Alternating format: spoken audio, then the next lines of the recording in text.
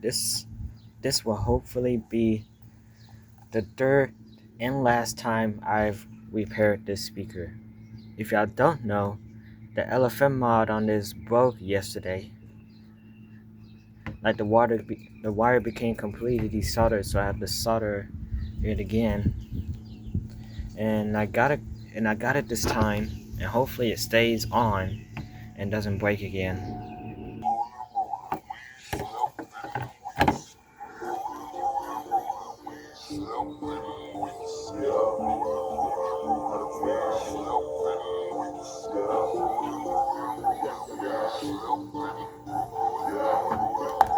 There we go.